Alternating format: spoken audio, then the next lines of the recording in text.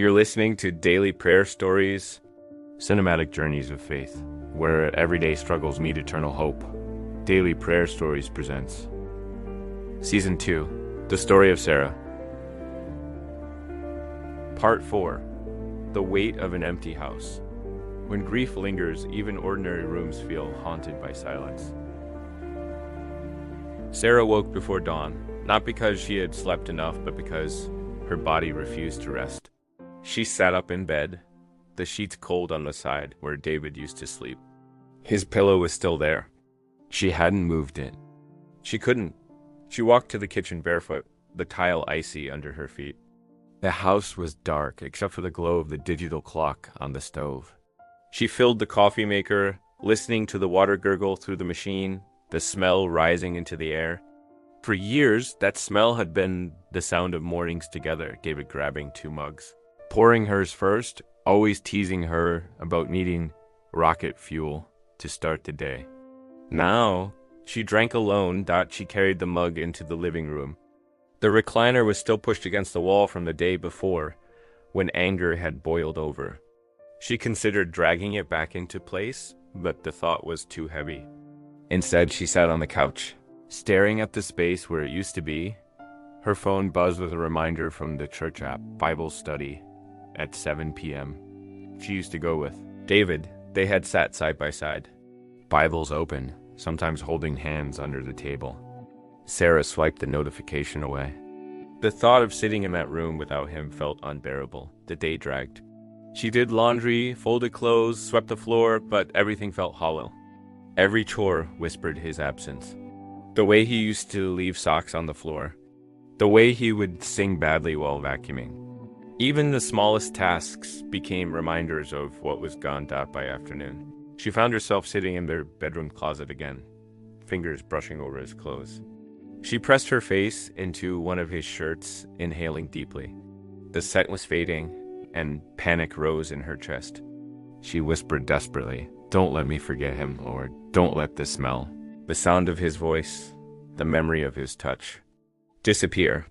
Tears streamed freely as she sank to the floor, surrounded by his belongings. She reached for the Bible again. Her eyes fell this time on the book of Isaiah, and the words seemed to leap out of the page. "When thou passest through the waters, I will be with thee. And through the rivers, they shall not overflow thee. When thou walkest through the fire, thou shalt not be burned. Neither shall the flame kindle upon thee." Isaiah chapter 43, verse 2. King James Version. She whispered it out loud, letting the words fill the room. "When you pass through the waters, I will be with you." Her voice broke. "Then be with me, God, because right now I feel like I'm drowning." The verse didn't stop the tears, but it gave her permission to let them fall. It reminded her that drowning wasn't the end of the story. The promise wasn't that she wouldn't feel the water rise. It was that the water wouldn't win that night. She skipped Bible study, but she prayed in her own way, not with eloquent words, just with sobs, whispers, and silence. And somehow, in the stillness of that empty house, she felt a strange truth settle deep inside her. God wasn't afraid of her grief. He was sitting in it with her. Part 5. The ache of remembering. Sometimes memories feel like gifts. Other times, they feel like wounds that won't close. Saturday morning arrived without ceremony. No plans, no alarm clocks. Just silence. Sarah walked into the kitchen and opened the fridge, only to realize she hadn't bought groceries. A half-empty carton of milk. A few eggs. Leftover casserole her neighbor had brought earlier in the week. Her stomach tightened, not from hunger, but from grief. She used to love Saturday mornings. David would make pancakes, humming off-key while flipping them in the pan. He always shaped the first one into a lopsided heart and slid it onto her plate, laughing when she pretended to complain. She leaned against the counter, eyes burning. She could almost hear him, smell the maple syrup, feel the warmth of his presence. The memory brought both comfort and a knife-like ache. She whispered, "God, why do memories hurt as much as the loss itself?" After forcing herself to eat toast, she decided to clean the attic. Boxes had been stacked there for years, holiday decorations, old clothes, photo albums. She carried the first box down the narrow steps and opened it on the living room floor. Inside were pieces of their early life together, wedding cards yellowed with time, letters they had written during their engagement, a photo album with cracked leather edges. She flipped through the album, page after page of smiles. Their wedding day, the first Christmas in their little starter home, a road trip to Colorado, David's arm around her as mountains stretched behind them. She traced her fingers across his face in one of the photos, her vision blurring with tears. The grief surged again, overwhelming. She shut the album abruptly, pressing her hand against the cover as if to hold back the flood of emotions. She whispered shakily, "Lord, I can't keep doing this. Every memory just reminds me of what I don't have anymore." Her Bible was still on the coffee table. Almost reluctantly, she pulled it closer and opened it at random. This time her eyes landed on the Gospel of John. "Let not your heart be troubled. Ye believe in God, believe also in me. In my Father's house are many mansions. If it were not so, I would have told you. I go to prepare a place for you.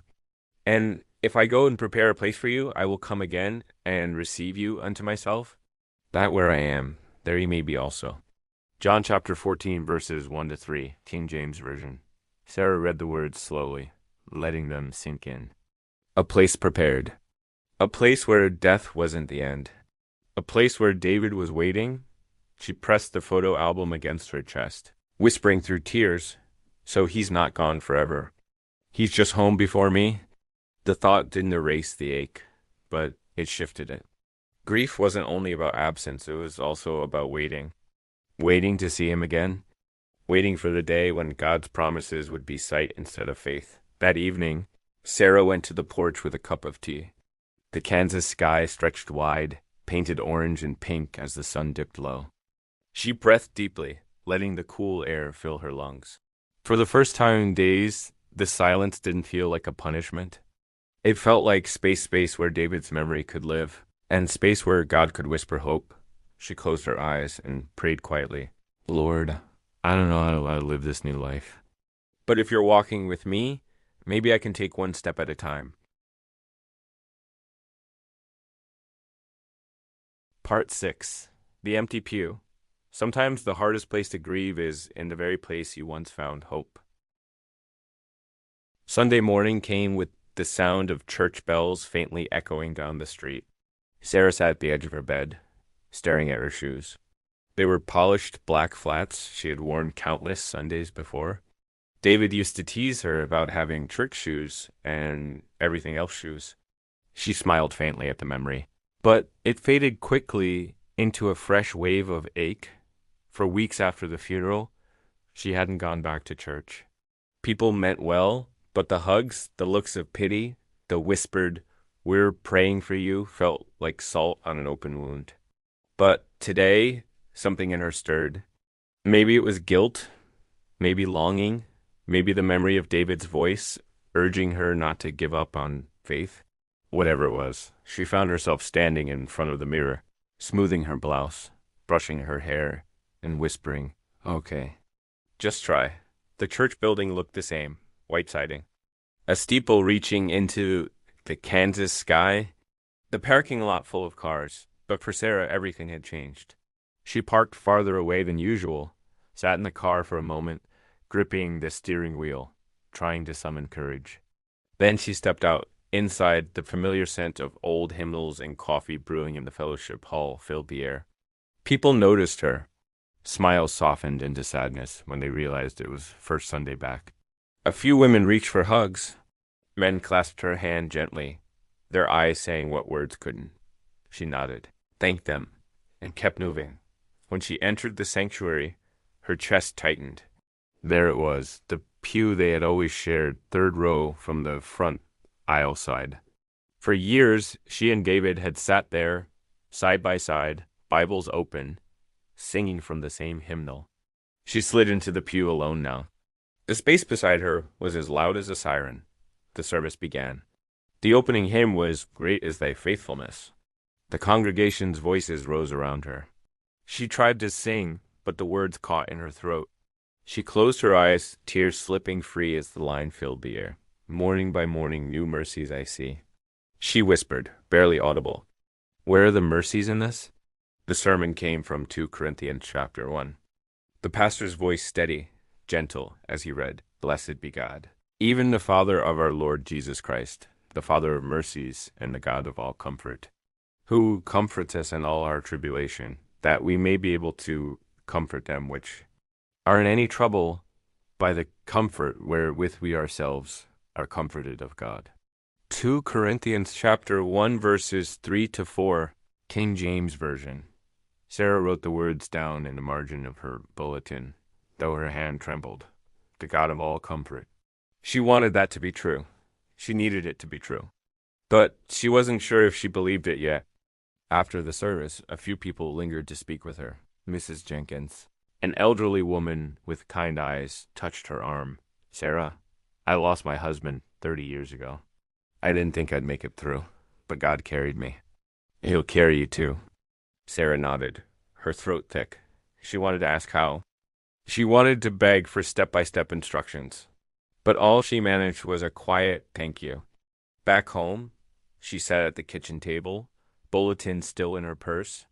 She pulled it out, reading the verse again. "The God of all comfort." She tapped the paper with her finger and whispered, "If you're the God of all comfort, then comfort me, please." The house was quiet, but something in her spirit felt different.